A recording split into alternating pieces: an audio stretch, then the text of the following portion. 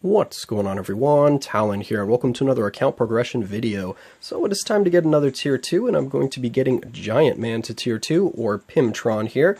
So yeah, decided to get him to tier 2 once the uniform came out, and also another deciding factor was the fact that he is now universal.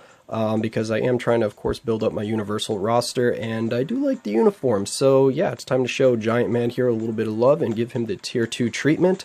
So let's go ahead and take a look at the character before we tier 2 him. So for the skills here, we only had to level up these 2 skills because this one gives an increase to his summoner stats or his illusion stats. It's still only 40%, so it's still extremely low. It's the same as the regular Ultron. So yeah, not too impressive, but they're mainly there for distraction and to kind of crowd control or guard break the enemy if the enemy can be guard broken, because they'll have a lot of hits going on from the summons. But then you get that super armor from this skill, so this skill is still valuable even without the summons. And then the 5th skill here, oh, you don't have to level up the 5th skill actually, I don't think. Because I believe I already had this skill at level 6, or yeah, so I don't know if the 100% chance changes if it starts at, like a 60% chance and works its way up to 100%. If it does do that, then definitely level up the skill, but at max level you have a 100% chance to be immune to all damage for 4 seconds, so very nice. His leadership is still the same, 30% increased HP, so the uniform didn't change that. And then what we're going to be getting from his tier 2 is whenever we use the enlarge buff, which is pretty much every skill he has some kind of enlarge effect. We are going to get a decreased damage received from energy and physical. Not sure why they didn't just have that as a flat decrease all damage received. But anyway, it's going to be 15% each for both of those, and on a 20-second cooldown, and a 25-second cooldown for 20 seconds. So you're only going to have a 5-second downtime, which is really nice. And then also you're going to get a bit of a boost in your skill damage and bonus damage, just 15 and 13%, so nothing too big there, but at least you get a little bit of a bump. And then it's going to enhance the effects of his skill increase, which is going to be his passive here. So we'll go ahead and see what that actually changes to after we tier 2 him. Right now it is a 25% chance when attacking to get a 30% increase to movement speed, increase all attack by 30%.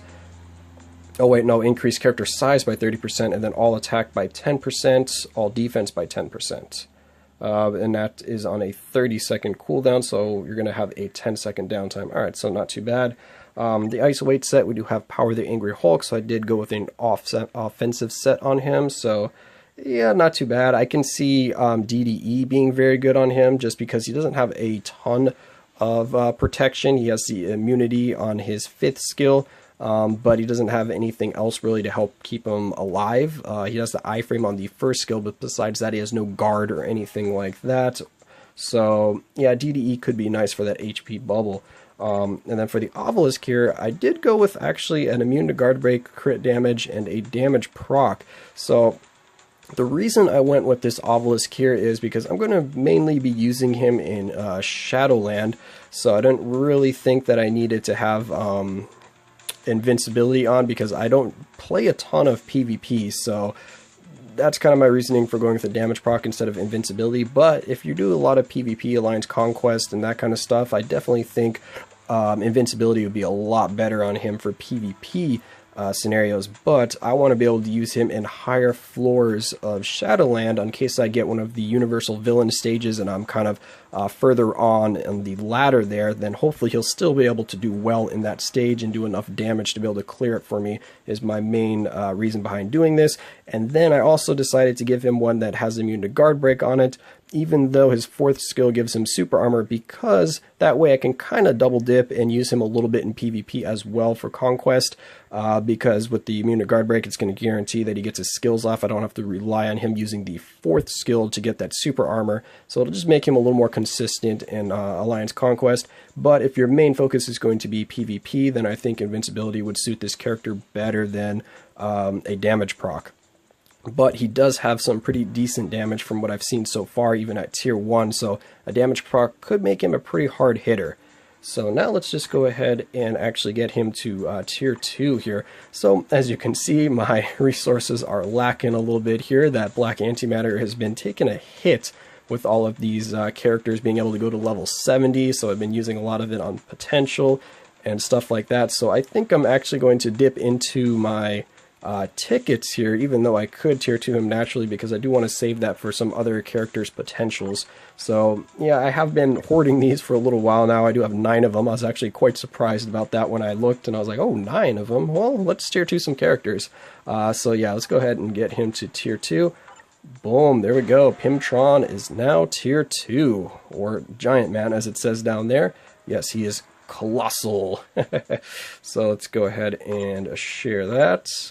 And yeah, now let's go ahead and check out, what do we get? Superior Scientist, or Super Scientist, not Superior. Let's go ahead and check out that change to the 4th skill here. I'm curious to see what it goes to. So now it is a 30% chance, so it went up by a little bit, went up by 5% there. We still have the same 30% increase to movement speed. Character size is now 35% instead of 30%, so that gets a 5% increase as well.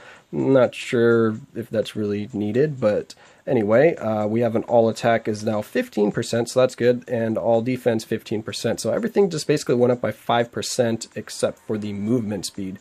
So overall, I mean, not too bad. Definitely any kind of extra boost he can get, I will take. So I'll give him a little more defense, all attack, and yeah, that's nice.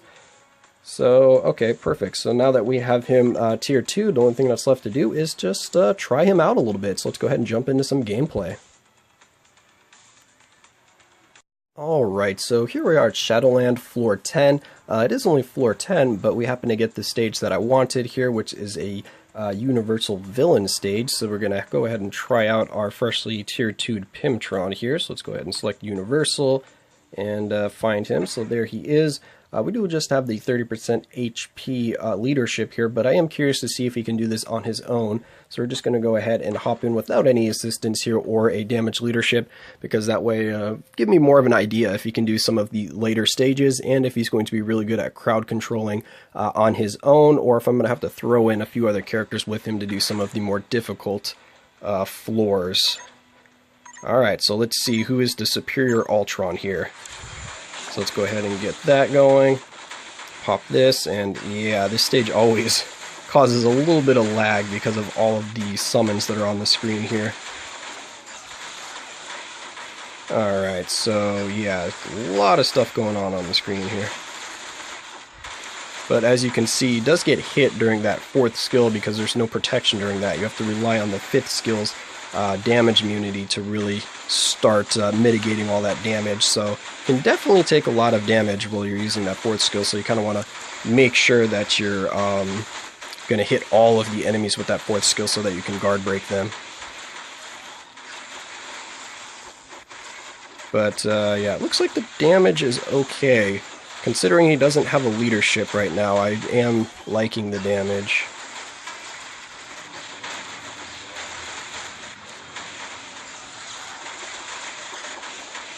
Ooh, we took a little bit of damage there, that's for sure.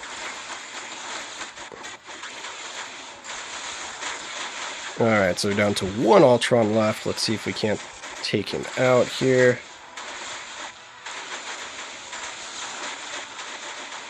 Ooh, there we go. Got that damage proc on the 5th skill right there, and that did some nice damage. Yeah, so his 4th and 5th skills seem like to do quite a bit of damage with the damage proc, so that's really nice.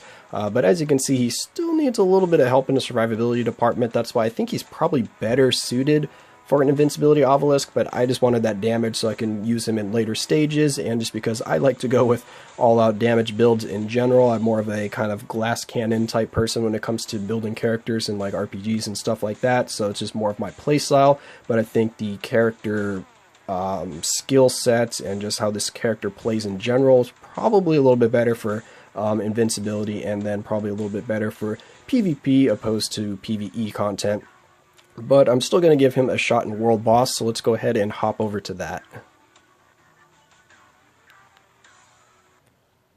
Alright, so here we are at World Boss Ultimate. We have Corvus at stage 10 here.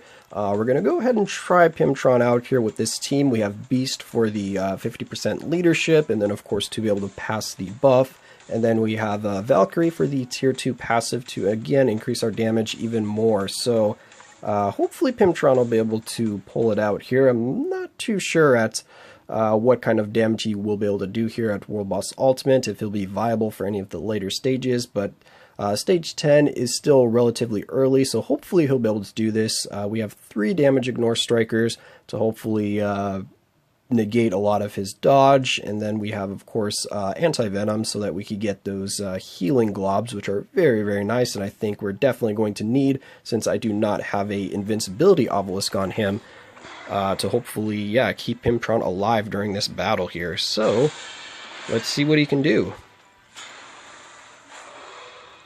Go ahead and get our buff going, pass it over. Let's get our summons out, and now pop into that 5th skill. Did some damage there, but it looked like he ran away partway through the skill, so we didn't get all of the damage that we could have gotten. Alright, need to start running away from all of the purple circles here.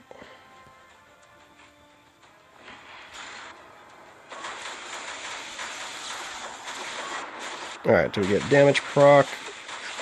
We got it partway through. Oh, we got frozen. Dang it, Doctor Strange, get your time freeze out of here. Stop helping Corvus.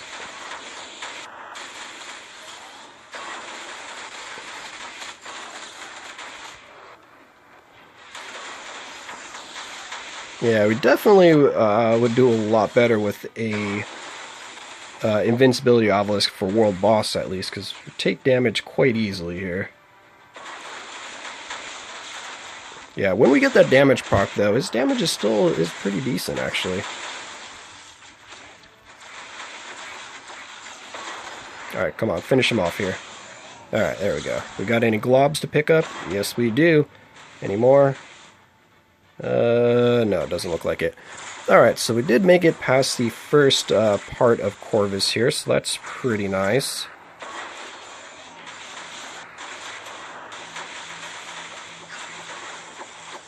Oh, we need to run away. Alright, luckily he targeted our summons there, or else we could have been in some big trouble. Yeah, that damage proc, I could definitely see it being really nice if I could actually time it to start at the beginning of the 5th skill, because then we can get some nice damage going on. Oh, he's an iframe. Alright, can you go into your next phase, dude? There we go.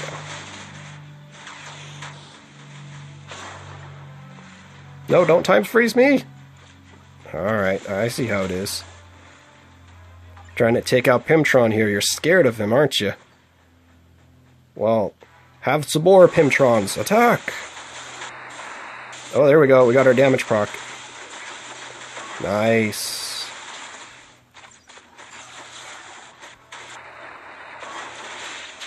Oh, switch characters. That iframing, that's deadly right there. He does a lot of damage during that skill. We got a little bit of damage in here with Valkyrie. She doesn't have a damage proc, so she's not going to be doing anything too crazy. Oh yeah, I can pass... What am I getting? I'm trying to switch characters here. Alright, let's go ahead and pass our buff over again. Ooh, let's grab this. Oh, he's doing his pinwheel. Run away. Ooh, run away from those flames as well. Alright, where are you at, Corvus? Alright, Pymtron, get him! Yeah, there we go.